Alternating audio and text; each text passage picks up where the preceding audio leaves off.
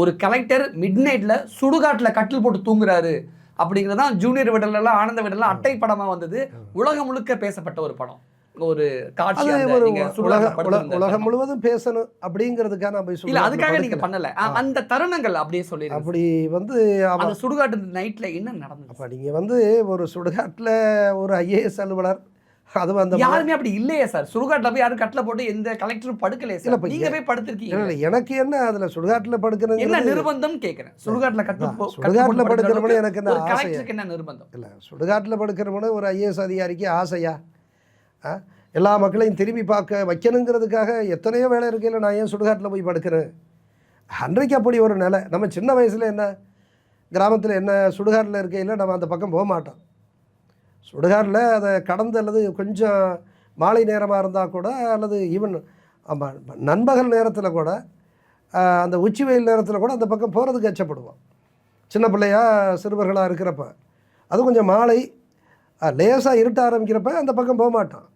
அப்போ சுடுகாடுங்கிறது ஒரு அச்சுறுத்தக்கூடிய ஒரு இடமாக தான் இருக்குது.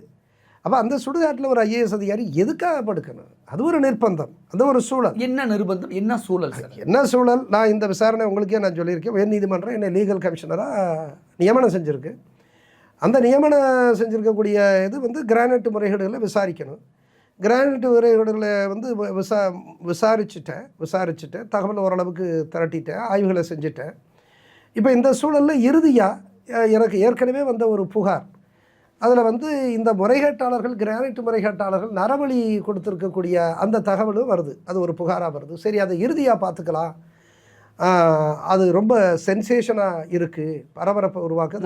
எத்தனை பேர்? ஒருத்தர் மட்டும் அல்லது அது 10-12க்கு மேலே வந்து அந்த எண்ணிக்கையில் 10-12 பேரை மனிதர்களை நரபலி கொடுத்துருக்காங்க. நரபலி கிரானைட் வந்து செல்வ செழிப்போட வளரணுங்கிறதுக்காக. ஆமாம். ஒவ்வொரு புது இயந்திரங்களை வாங்கி அதை இயக்க தொடங்குகிற பொழுதும், அல்லது ஒரு புது மலையை உடைக்கிறதுக்கான அந்த ஒரு இதை தொடங்குறப்பவும் அப்படி செஞ்சுருக்கிறதா தகவல் வருது, புகார்.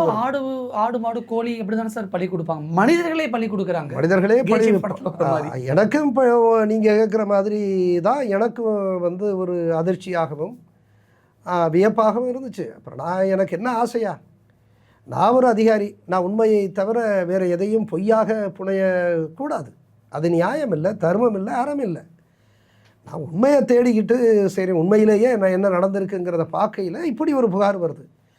இந்த புகார் வந்ததுக்கப்புறம் அதை நம்ம வந்து சும்மா இருக்க முடியாது.